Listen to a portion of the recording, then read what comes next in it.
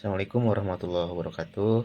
Saya Ade Hikmat Fauzi Ridwan, mahasiswa Universitas Teknologi Bandung, sekaligus backend engineer yang berfokus pada pengembangan aplikasi berbahasa pemrograman Golang. Dalam video ini, saya akan membahas salah satu fitur yang powerful atau yang menjadi ciri khas di Golang, yaitu concurrency.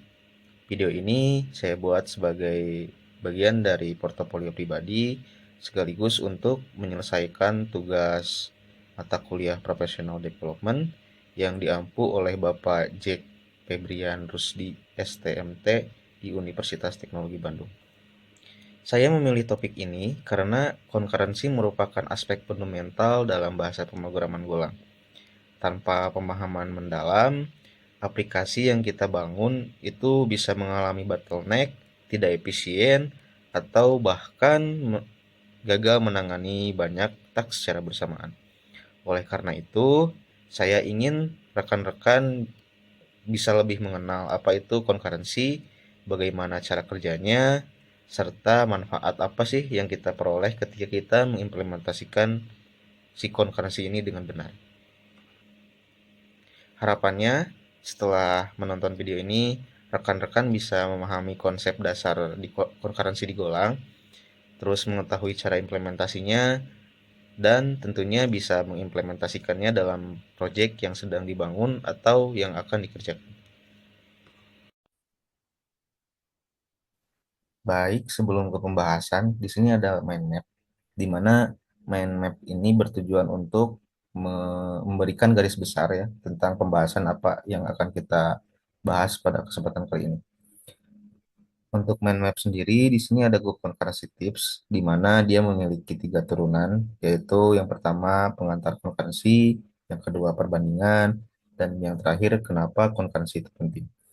Di pengantar concurrency, kita akan membahas tentang definisi-definisi, kemudian di perbandingan, kita akan membandingkan tentang concurrency dan juga parallelism, kemudian di poin terakhir, kita akan membahas tentang tujuan dan juga manfaat-manfaat dari si concurrency. Concurrency. Concurrency berarti menangani banyak tugas dalam waktu yang terlihat secara bersamaan. Nah, perlu kita garis bawahi ya, si concurrency ini dia bisa menangani banyak tugas yang terlihat secara bersamaan. Berarti di sini si proses itu tidak dijalankan secara bersama-sama gitu ya, tapi terlihat secara bersamaan. Analoginya seperti koki yang bisa mengatur untuk memasak beberapa menu sekaligus. Jadi di mana ada suatu koki handal gitu ya, dia bisa memanage waktu masaknya itu secara efisien. Contohnya ketika dia memasak sup dan juga memasak pastel. Nah, sembari dia menunggu sup itu matang, dia juga akan mulai memasak pastel. Nah, concurrency itu seperti itu. Kemudian untuk paralelism itu berarti menangani banyak tugas dalam waktu bersamaan. Nah, ini kebalikan, bisa dibilang kebalikan dari paralelism. Jadi, untuk proses paralelism itu dia benar-benar jalan secara bersamaan gitu. Untuk analoginya sendiri, seperti koki yang bekerja bersama dan memasak menu yang sama. Concurrency versus parallelism.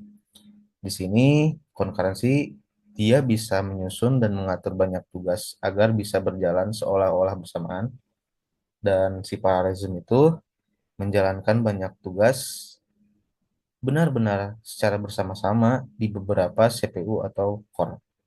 Nah, pada intinya perbedaan dari si concurrency dan juga parallelism ini ada di waktu, ruang, dan juga proses dalam eksekusi program. Kenapa concurrency itu penting? Di sini ada beberapa aspek ya. Dari aspek tujuan, si concurrency ini membangun aplikasi yang bisa menangani banyak tugas secara efisien. Kemudian non-blocking I/O, di mana si goroutine itu bisa menunggu I/O tanpa menghambat tugas lain.